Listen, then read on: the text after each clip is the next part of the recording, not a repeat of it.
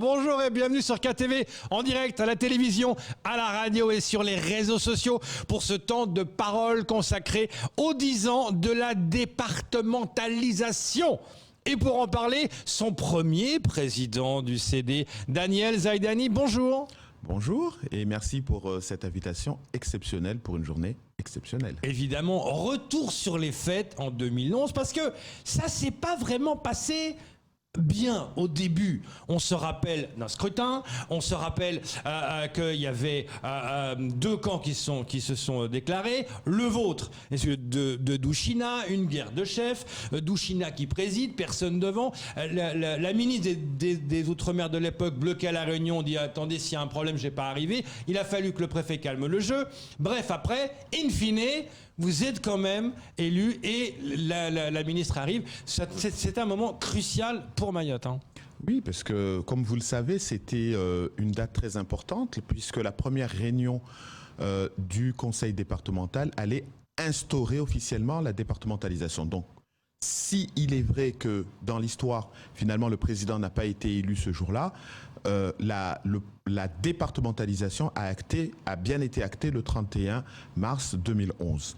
Évidemment, c'était une fête quelque peu gâchée puisque des milliers de Mahorais avaient convergé vers Mamoudzou, des feux d'artifice devaient avoir lieu, la ministre devait venir, des discours devaient être faits sur le comité, la place du comité du tourisme. Donc effectivement, personne aurait imaginé qu'un nombre d'élus serait absent pour des raisons tactiques et stratégiques d'élection de président. Bon, néanmoins, le département a bien été acté. Laissons un petit peu cette maladresse politique dans le passé et intéressons-nous plutôt au fait qu'après 50 ans, les Mahorais ont enfin acquis cette départementalisation qui a été attendue de longue haleine, qui a été initiée par nos aïeux et c'est le fruit, c'est le résultat d'un long combat politique qui permet quelque part aussi de se dire que la patience paye, le travail paye et cela doit nous enseigner aujourd'hui lorsqu'on est confronté aux difficultés que nous connaissons. Il faut aussi se dire qu'avec beaucoup de détermination et de conviction, nous arriverons au bout du chemin, tant bien même qu'au moment où nous le vivons, nous avons parfois l'impression qu'on n'y arrivera jamais. Est-ce que c'était difficile, compliqué de mettre en place justement cette transition en tant que président du CD?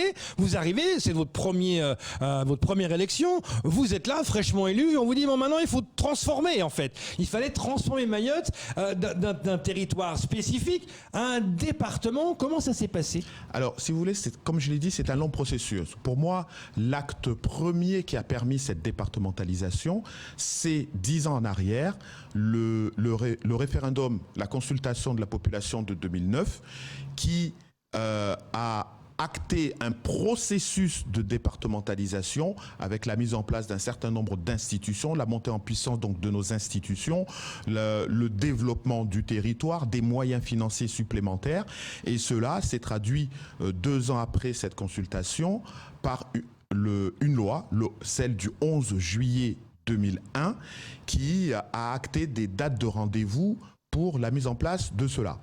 Donc 2011, si vous voulez, n'est pas tombé du ciel du jour au lendemain. Il y avait eu le référendum de 2009. 2009, ouais. 95% montrant tout simplement que toutes les populations de ce territoire, toutes les classes sociales de ce territoire, toutes les tranches d'âge de ce territoire ont accepté ce principe de départementalisation adapté et progressif. Moi, je crois que sur le principe, c'était pas plus mal que ça, la progression, l'adaptation, mais malheureusement, tout ne s'est pas fait de manière...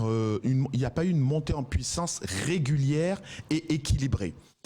Nous avons eu par exemple la bascule fiscale en 2014 et on voit bien que 6 ans après, il n'y a pas eu de bascule progressif sur le volet social. Certes, il y a eu la mise en place du RSA que nous avions négocié à l'époque lorsque j'étais président en 2012, que nous avions réussi à faire progressé de 25% à 50% jusqu'en 2015, mais nous voyons bien, par exemple, que depuis 2015, il n'y a pas eu d'avancée particulière en la matière sociale, y compris sur le RSA.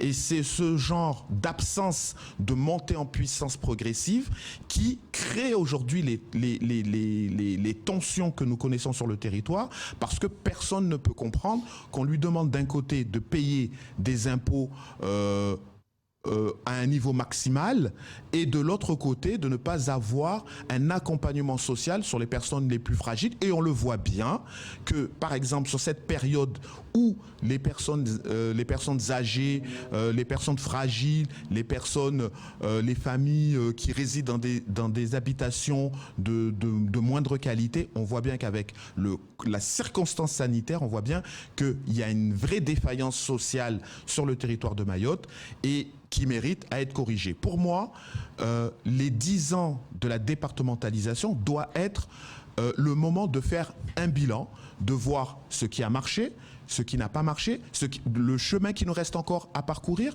Et c'est pour ça que au mois de septembre, en fin septembre, j'avais écrit au préfet de Mayotte pour lui dire que j'étais d'accord avec l'intervention du ministre Lecornu qui demandait qu'un bilan soit fait à Mayotte dans le calme, la sérénité, mais dans la franchise. Parce que vous savez, lorsqu'on fait les bilans, on fait les bilans aussi bien pour l'État par rapport peut-être à son absence d'action sur le territoire de Mayotte, mais également, on fera également le bilan auprès des collectivités locales, notamment celles du conseil départemental, notamment celles des parlementaires qui ont aussi un rôle fondamental à jouer au niveau de Paris, pour voir si finalement tout le monde a joué son rôle dans le cadre de cette départementalisation, parce que c'est l'affaire de tous, mais pas simplement de l'État, comme on aurait tendance à l'entendre ces derniers jours. Camar. Alors, Daniel Zadani, vous avez donc été le président du Conseil général, puis devenu le président, le premier du Conseil départemental. Alors, on dit souvent ici que pendant les 10 ans, on a des présidents, en tout cas du Conseil départemental, qui ne sont pas forcément les propriétaires des lieux. C'est-à-dire qu'aujourd'hui, on a l'impression qu'on a inversé les rôles. À chaque fois, je le dis ici, qu'on laisse le préfet, ou on dit le préfet ne fait pas, ou il fait, on laisse le préfet faire. Mais le président, le propriétaire même de ce département, on ne le voit pas. Vous avez été, dès le début, tout de suite, comment dire, dans les devants de la scène, vous avez voulu faire, et vous avez connu aussi le 9e Mayotte, 9e RUP. Est-ce que ça, tout de suite, vous étiez préparé, déjà formé à dire, voilà, je veux gérer un département en même temps, une région ultra-périphérique, où vous avez appris sur le tas? Ben, je pense qu'il appartient à chaque président de s'imprégner et de cerner son rôle en tant que président du conseil départemental. En ce qui me concerne, j'ai toujours voulu défendre les intérêts de la population avant tout, parce qu'au final, les élus qui sont au conseil départemental ne sont que les représentants de leur canton et donc de la population. Et le président représente finalement le territoire, le département de Mayotte. Et à partir de là, il lui appartient d'endosser le manteau de président, son battant de pèlerin, et de s'assurer finalement que la population mahoraise bénéficie de son juste retour sur sa volonté politique. Aujourd'hui, il est clair qu'il n'y a pas d'école pour devenir président, il n'y a pas d'école pour devenir élu, mais il nous appartient d'accepter le principe que nous travaillons avant tout et pour tout pour la population. Et je crois que par moment, certains de nos élus s'égarent en cours de route en oubliant pourquoi ils sont élus et qu'est-ce qu'on attend d'eux. En ce qui me concerne, encore une fois, je me suis beaucoup investi parce que effectivement, en 2011, je ne m'attendais pas à être président, mais dès lors qu'on décide de prendre des responsabilités, on doit psychologiquement être prêt à relever les défis qui s'annoncent devant nous. C'est ce que j'ai fait avec beaucoup de difficultés, mais j'ai eu la chance en 2011 d'avoir d'abord des élus qui m'ont entouré. Vous savez, lorsque vous avez un ancien président du conseil départemental avec vous, un ancien conseiller économique et social avec vous, lorsque vous avez des anciens maires qui ont dirigé des collectivités également avec vous, donc des hommes d'expérience et même des élus qui étaient arrivés au conseil départemental bien avant vous, vous savez que vous pouvez compter sur vos camarades pour avancer. De la même manière, il faut reconnaître aussi que le département est fourni de cadres compétents pour pouvoir le faire. Et moi, lorsque je suis arrivé, ce que j'ai voulu, lorsqu'il a fallu déterminer un DGS, la première chose que j'ai fait, je suis allé chercher un DGS qui avait exercé sa fonction auprès de la préfecture et un DGS qui avait déjà exercé au conseil départemental à la personne d'André Dorso. Donc, finalement, au niveau administratif, au niveau de mes camarades politiques, je n'étais pas seul. Et puis, étant issu d'un parti politique, avec à sa tête notamment à l'époque, monsieur le sénateur Adrien Giraud, j'avais aussi des hommes d'expérience. Donc, entrer dans la départementalisation, prendre ce type de responsabilité, eh ben, ça nécessite avant tout d'être à l'écoute de tout le monde, aussi bien de la population, de vos collègues, que de votre parti, de votre administration, et d'avancer. Quel était le plus gros défi de 2011 quand vous êtes arrivé, quand vous avez donné les clés du département? C'était quoi le plus gros défi à ce moment-là? Alors, le plus gros défi, c'était de comprendre que avoir la départementalisation était un projet attendu depuis fort longtemps, mais ce n'était pas une fin en soi. Parce que, comme je l'ai dit, nous avions une départementalisation progressive et adaptée. Ça nécessitait d'abord un rattrapage en termes institutionnels. On avait le cadre juridique, département, qui avait les compétences donc d'évoluer au département et à la région, mais il y avait également la nécessité d'améliorer l'identité législative et donc de parachever cette départementalisation avec l'accès au code qui nous manque. Donc c'est le code social, c'est le code à l'immigration et au séjour des immigrés, c'est le code sur le foncier, c'était à l'époque le code sur la fiscalité. Donc sur la période où j'ai dirigé le conseil départemental, nous avons beaucoup de réunions de travail à Paris avec le ministère des Outre-mer, le ministère de Finances. Notamment, il a fallu mettre en place dès 2012 le RSA. Ça a été une longue négociation tout au long de l'année 2011 avec Paris. On l'avait acquis à 25%, nous n'en étions pas satisfaits, nous avons persévéré, nous avons réussi entre 2012 et 2015 à le faire progresser jusqu'à 50%, c'était quand même intéressant. En 2013, toujours dans ce rapport de force entre Mayotte et Paris, nous avons réussi à arracher la mise en place de l'indexation. Elle a été progressive, 5%, 10%, 20%, 30% jusqu'à 40% en 2017. Donc vraiment, c'est une normalisation, c'est un travail. En 2014, nous avons eu le rendez-vous avec la fiscalité que nous avions négocié avec la population, la rupéisation, l'octroi de mer également sur le territoire de Mayotte. Donc vraiment, c'était des années très riches et denses de travail avec Paris.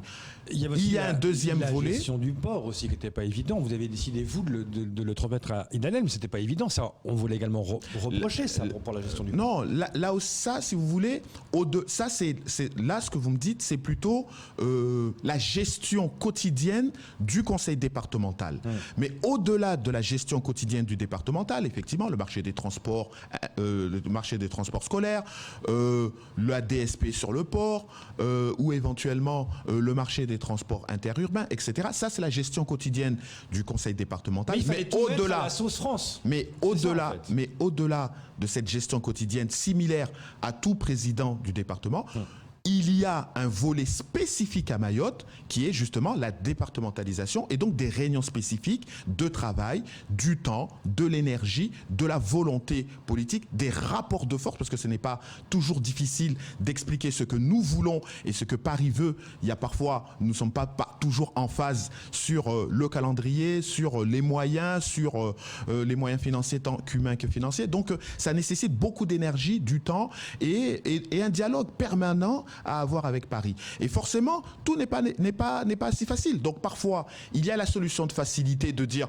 bon ben écoutez, moi je vais aller au rythme de Paris, écouter Paris, me pas fâcher avec eux, parce que peut-être si je vais trop forcer, ils vont me mettre des bâtons dans les roues sur d'autres dossiers. Moi, ce n'était pas ma façon de travailler, ce n'était pas ma façon de faire. Et je sais très bien qu'en 2015, beaucoup de fonctionnaires de l'État avaient hâte et espéraient tant que je ne sois plus à la tête de la collectivité pour que justement il n'y ait plus ce rapport de force que j'imposais et qui avait permis d'avoir des avancées. Force de constater, malheureusement, que dès 2015, entre 2015 et 2021, il n'y a eu guère d'avancées sociales, institutionnelles sur le territoire de Mayotte. Camarade, dernière question. Alors justement, Dané Zaidani, vous en tant que premier président jeune pour le jeune département de France, est-ce qu'aujourd'hui il y a des décisions que vous avez prises que vous regrettez? Certains vous ont indexé en disant ouais, il est jeune, il fait ce qu'il a envie de faire. Notamment, on se rappelle tous de cette affaire section d'assaut. Tout le monde dit ouais, il est jeune, donc voilà, laissez-le faire. Mais est-ce qu'il y a des décisions vraiment importantes aujourd'hui que vous avez prises, mais que vous regrettez quand même de les avoir prises?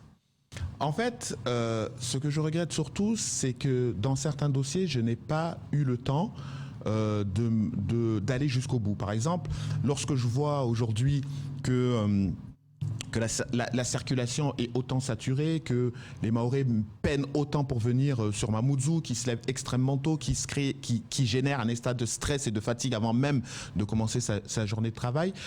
Je regrette de ne pas être allé plus vite dans certains dossiers, notamment sur le transport interurbain. Nous avions identifié la méthode à mettre en place avec une méthode similaire au département de la Réunion. Pas de la Réunion, mais plutôt de la Martinique, un transport interurbain qui repose sur les artisans taxis, non pas avec, comme à la Réunion, des bus de 50 places, mais plutôt des bus de 30 places, et finalement des passages à des horaires très matinales et qui terminaient très tard le soir, mais qui pourraient être subventionnés par le conseil départemental pour garantir à ces artisans de taxi d'avoir une rémunération, même si finalement ils n'ont pas de clients, mais de garantir des heures de passage réguliers. Ça, nous n'avons pas eu le temps de le mettre en place, mais nous avions identifié le process et je regrette que finalement la nouvelle équipe qui est arrivée n'a pas poursuivi le travail que nous avions fait, mais n'a pas pour autant proposé autre chose. De la même manière, j'avais voulu revoir le fonctionnement du STM, ce qui m'avait valu d'acheter 3 nouveaux amphidromes, une de 250 places et 2 de 500 places, d'améliorer donc le trafic entre la petite terre et la grande terre. C'était près de 25 millions d'euros d'investissement, mais je n'ai pas eu le temps sur les 4 ans qui m'avaient été donnés d'apporter la même réponse attendue par la population avec un transport entre Dzoumonier et Mamoudzou et Dembéni et Mamoudzou. C'est un investissement total de 40 millions d'euros que le conseil départemental devait faire. Tout le monde en est d'accord, mais c'est vrai que je ne comprends pas non plus pourquoi, après avoir fait les acquisitions des barges pour le trafic Petit Air, Grand Air, le conseil départemental n'a pas fait cela pour soulager le trafic en Grand Air. Donc il y a quand même des solutions qui auraient permis d'améliorer la vie des Mahorais, mais qui n'a pas été mis en place sur une période de 6 ans, alors que moi, sur une période de 4 ans, j'ai montré qu'on pouvait faire des choses intéressantes. En tout cas, vous avez été le premier président élu du conseil départemental. C'était à ce titre-là que vous êtes venu ce matin. Merci beaucoup d'avoir témoigné sur ce moment important, ce moment clé de Mayotte. Merci pour votre invitation et j'espère que pour les 10 prochaines années, chacun prendra à corps le travail qui est le sien et fera en sorte que Mayotte avance mieux afin que les Mahorais retrouvent leur pleine place au sein de ce département qui a tant été voulu et qui est encore à construire et qui finalement nécessite un travail profond de nos élus, en particulier ceux du conseil départemental. Le message est passé. Merci beaucoup. C'est tout pour ce temps de parole. Tout de suite, la suite de vos programmes.